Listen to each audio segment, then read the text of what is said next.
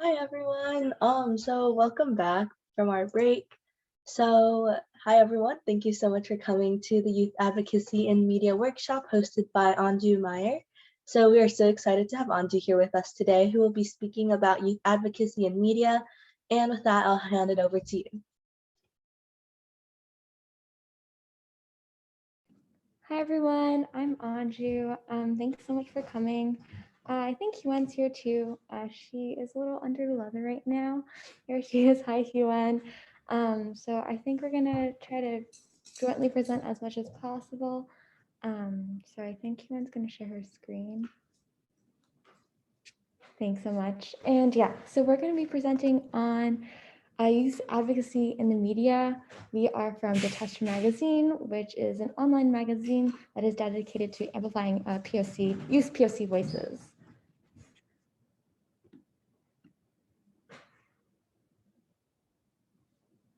Just a little bit about us. Sorry about my voice. I'm a little sick. That's why we have Anju here. To just introduce myself, I'm an incoming freshman at Harvard University. I'm also the founder and executive director at Detester magazine. Hi again. I'm Anju. I'm an incoming freshman at Tufts University, and I'm the editor-in-chief and co-founder at Detester. So we're kind of trying to start off our presentation with what we called in our high school a focused Freewrite, or just kind of a way to get our minds thinking about advocacy and what it means. So we have a Padlet link. Sorry. That I just put in the chat. It's fine. And I think you guys should have access to it, and feel free to open it and just write. We'll take 3 minutes maybe to just kind of jot down our ideas about what we think advocacy is and what it means to us. We have some prompts here on our screen to kind of get the wheels turning. So that can include how would you define advocacy? What are some examples of it? What do you think are some misconceptions? And what are some lingering questions you may have about it?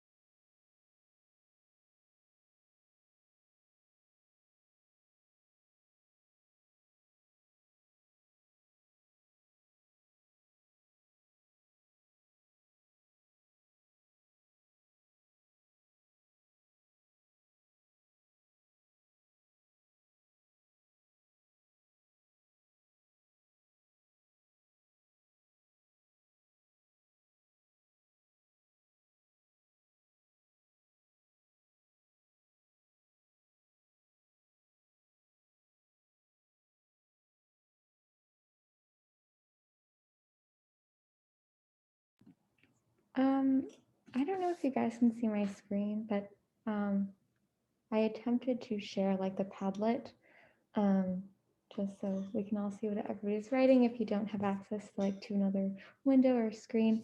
And thank you all so much for participating. Your questions and definitions and contributions are awesome. I think we're going to take maybe 1 or 2 more minutes, just take the time to read through these, get out any last words or questions.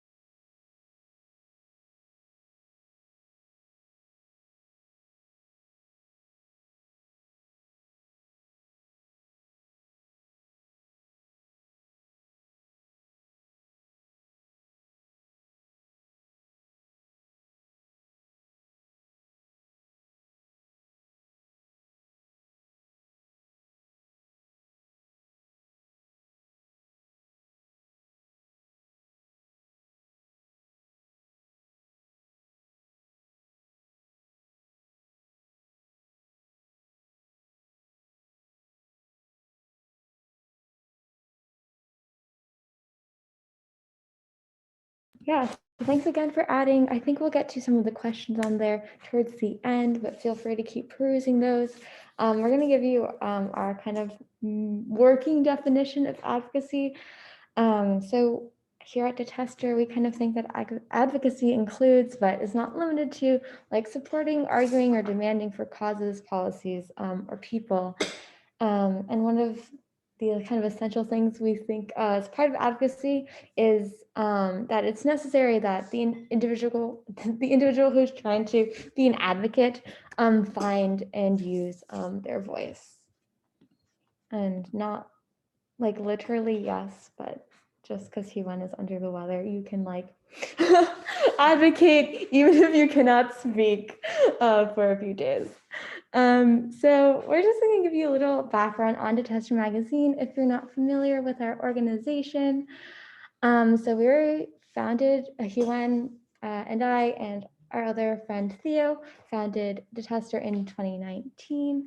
And it's an international youth-led nonprofit platform with a mission to promote racial solidarity among youth of color through creative expression and intersectional advocacy.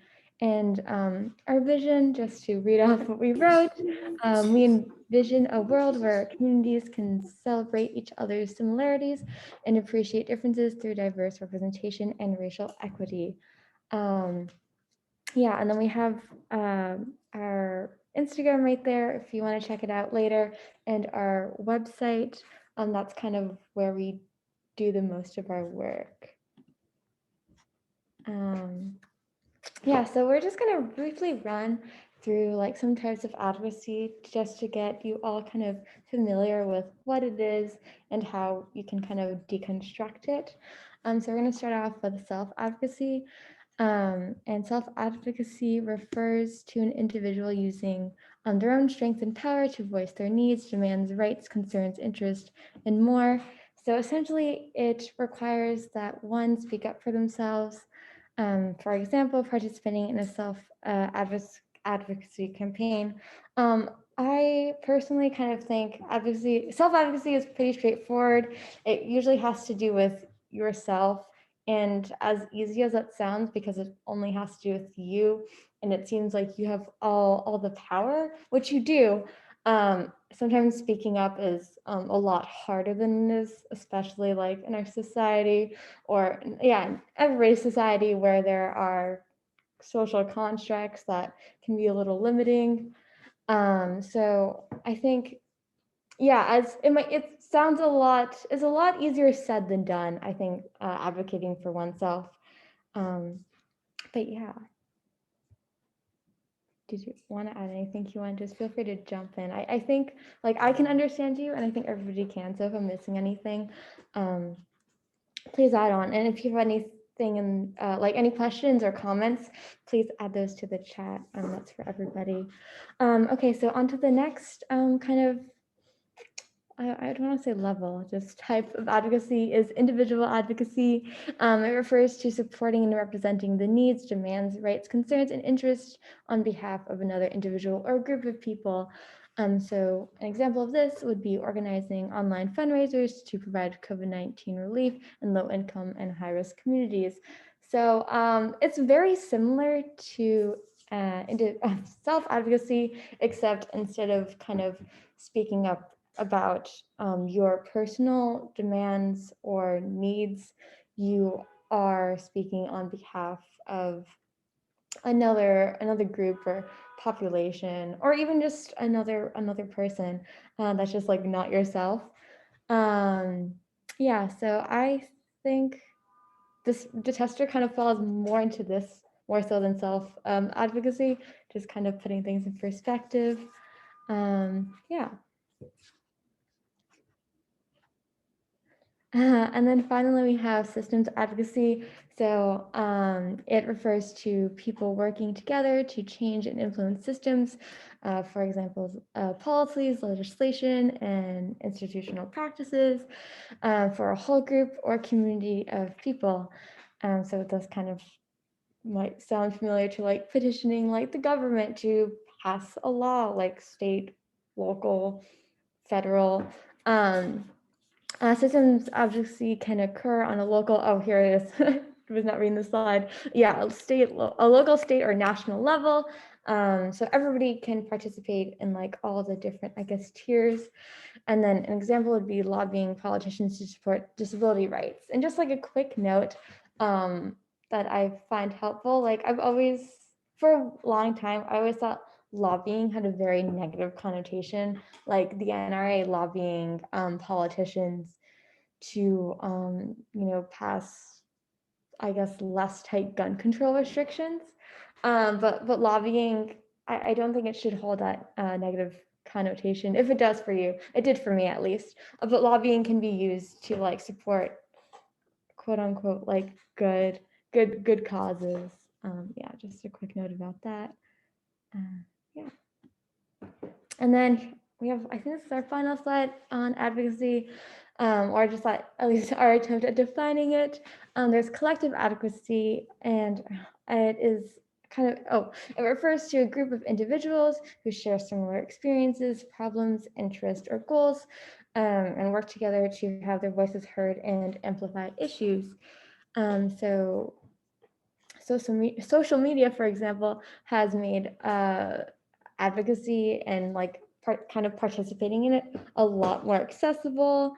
So people from different backgrounds can come together and also learn about each other to support one another.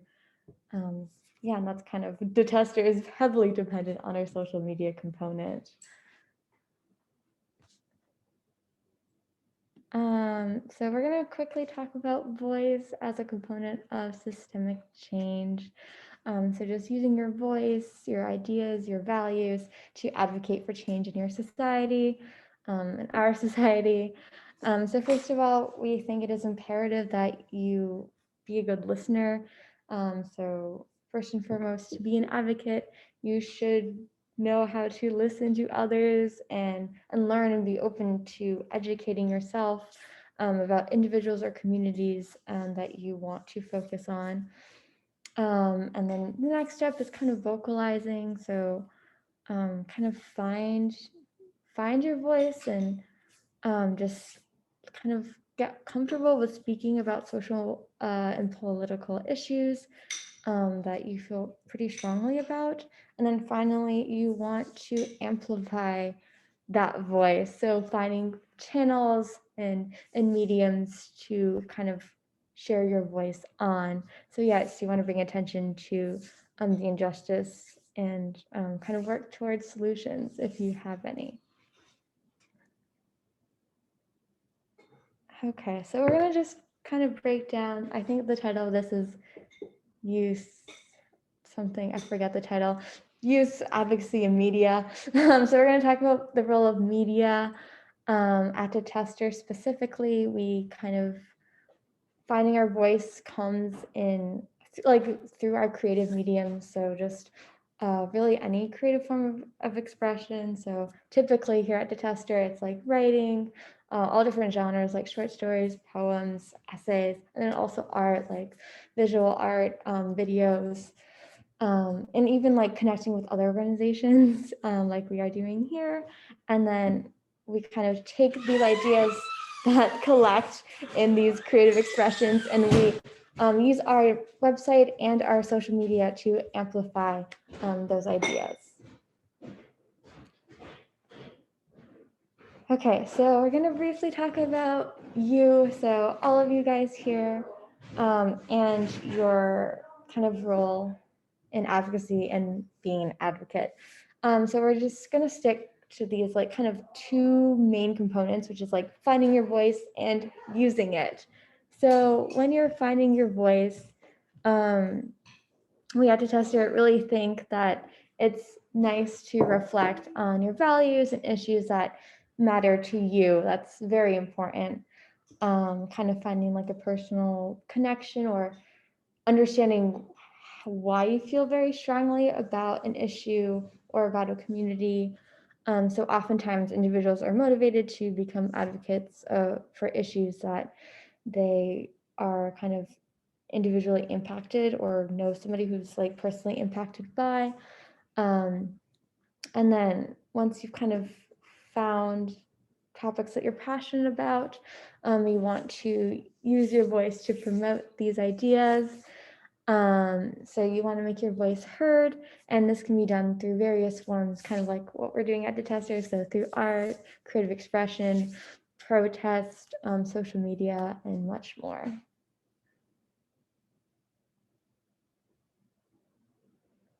Okay, so we're just gonna briefly touch on some advice. So finding your voice is a lot easier said than done. I think advocacy is in general a lot easier said than done. So just some things to watch out for.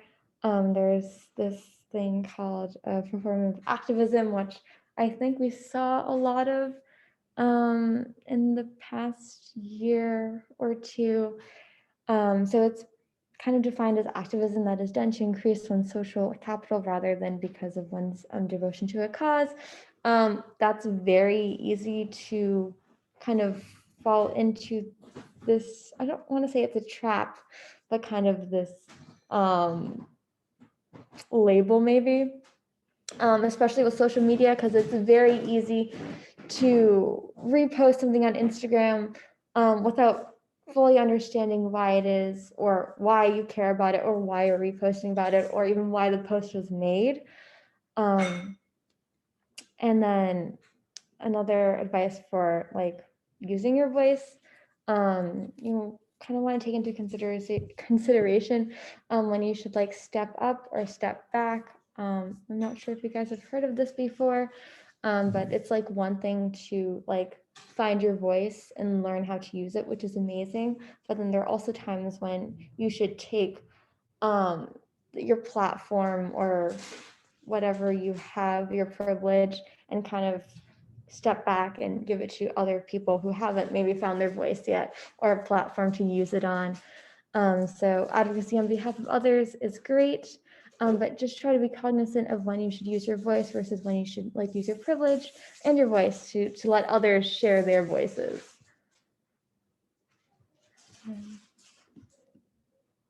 And then I think we're running out of time because we wanted to save time for Q&A, but just very briefly kind of how we put this into action at Detester. Here are some of our goals. They're just listed here. So we want to amplify socio-political issues that affect POC communities. We want to empower youth of color to raise their voices and combat social injustices. And we want to provide channels of action for youth of color to be more proactive in social activism. Lots of activism going on here. And then kind of how we do this is mainly through our website and our social media. So we have like 7,000, hopefully growing, followers on our Instagram that informs our fellow detesters about current events, socio-political issues, our magazine's projects, and more. And on our website, you can find projects and our publications that kind of touch on the topics that we hope to amplify and that are meaningful to our teammates.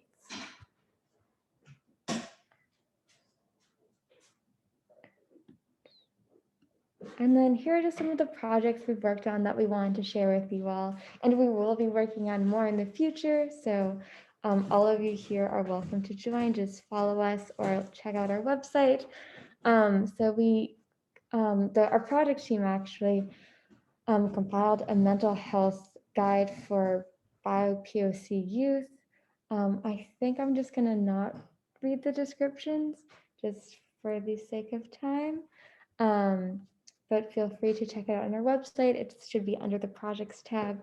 And then a little more recently, well, actually currently, we, in collaboration with Diversify Our Narrative, another organization, I think that focuses on, I guess, changing or hoping to reform our education system and making it more diverse in terms of like curriculums. We compiled, I guess, an anthology of memoirs where we had youth around the world. We opened it up to youth around the world to submit memoirs about their personal experiences as POC. And then our, I guess, most current ongoing project is an autism advocacy book that one of our writers who is very involved in autism advocacy is leading. And I think, yes, there's a book coming out. So please kind of stay tuned for that.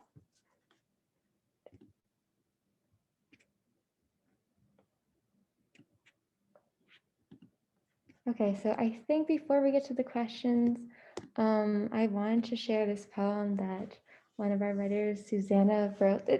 These are excerpts, so if you have time, feel free to check it out on our website. But I think this poem really encapsulates kind of Detester and how kind of the whole, like part of the process of becoming an advocate, kind of like finding your voice and then kind of using it. So finding what you're passionate about and then finding a way to express that. And in this case, it's talking about advocacy kind of pretty broadly, but then kind of distilling that into a poem form. And it's really beautiful. So I'll give you a minute or two to read this and then we can move on to questions.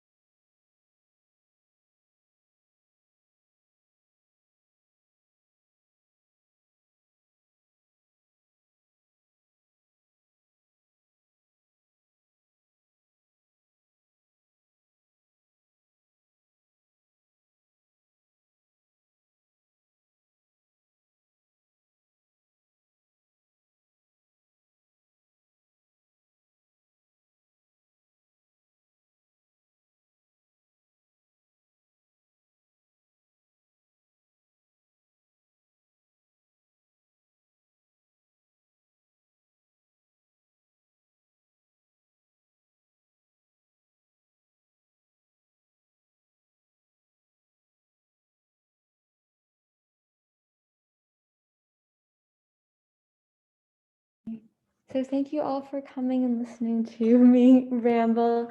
We're going to take some questions. I'm also going to look at the Padlet and look at those questions. So if you could give me like a minute or two. But yeah, please feel free to put your questions in the chat. And we have our like website, Instagram, email, info. Please feel free to reach out, and YouTube. So please feel free to reach out to me or Huan or Detester with any questions you may have. If you want to get involved, if you have lingering questions, we are more than happy to connect. But let me just pull up the Padlet. I think oh, here it is.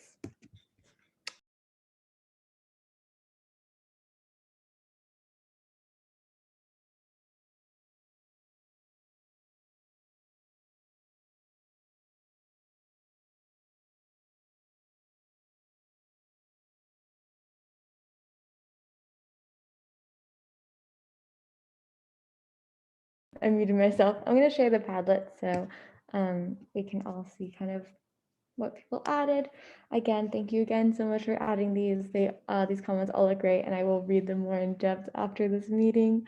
But just here on the left-hand side, there's a question that reads, how can you get involved in advocacy and advocacy organizations if you're on the shy and introverted side, but are still passionate? That's a great question. I think, like I said earlier, you don't need to be like the, I guess, kind of a stereotypical advocate where you are like on the corner stopping people as they walk by to inform them about something that you're very passionate about. I think I'm gonna plug Detester, my apologies, but this applies to many youth organizations and other non-youth organizations too. Kind of finding yes, a topic that you're passionate about, and then also an organization that promotes those values. So kind of just looking at Detester, and a lot of organizations do this. We kind of make infographics that I think get a solid number of views on Instagram, and I hope that people are reading them somewhat carefully. And getting to the point, I think it's great if you can join a team where you can help maybe people who are more happy to talk to people and less shy, help them be better advocates. So basically you don't need to feel pressure to do all the talking. So just circling back to Detester, kind of joining a team or any team that is, where you can like help work on infographics or kind of do research, and just like help spread the word. Just being part of a team where you can play a role in like spreading a message, even if you're not the one who's physically like telling people. I hope that helps. Yeah, so just reach out if you have any more questions or put something in the chat. Yeah, and then let's see. Question about this one, kind of bottom second from the left. How can I participate in activism as a high schooler?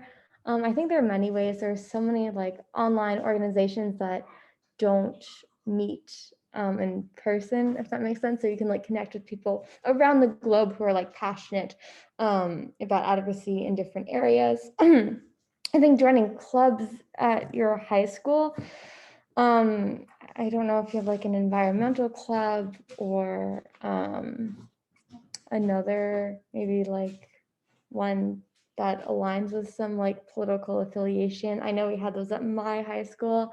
That's a great way to kind of participate in activism in like a nice community where it's like in person. I think that always helps. But online is great. Like Detester, we host Zoom meetings all the time because we have people from around the globe.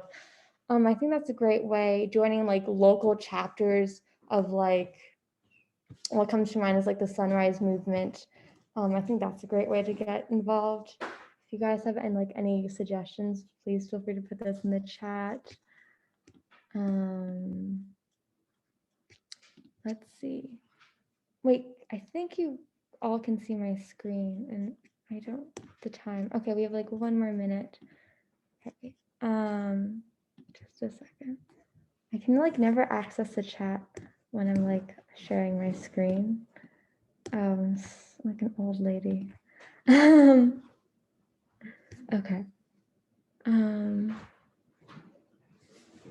Okay, I see one question. Did T1 respond to it? No. How did you come up with these creative ideas? Oh, so Detester is doing a cookbook project that is being run by our amazing projects team. So you're wondering how you came up with these ideas. I think that's just the genius of the project team. They have so many great ideas. I think also we had a writer, Rohan, who wrote a really nice piece about kind of exploring other identities through cooking, which I highly recommend you check out on our website. And then are there any resources that you get the inspiration from? So I can't speak personally to the cookbook project, but I will say other organizations are great inspirations. I think everybody who it's like part of these like youth organizations have wonderful ideas, and that's a really great way to get ideas. Yeah, just I think Huan wrote something. Yeah, using your own like creative work, like starting your own Instagram page with your art, with your poems. That's amazing because you can share it with your friends, your family, and hopefully some maybe other strangers scrolling by will start following. Yeah. I think, yeah, just how to get more into advocacy. Yeah, just kind of, I think looking for organizations that you can be a part of, especially if you're like starting out, so you can kind of like get a sense of how others kind of put advocacy into action or turn action into advocacy. I actually don't know which way it goes. I think maybe it's a two-way street. Yeah,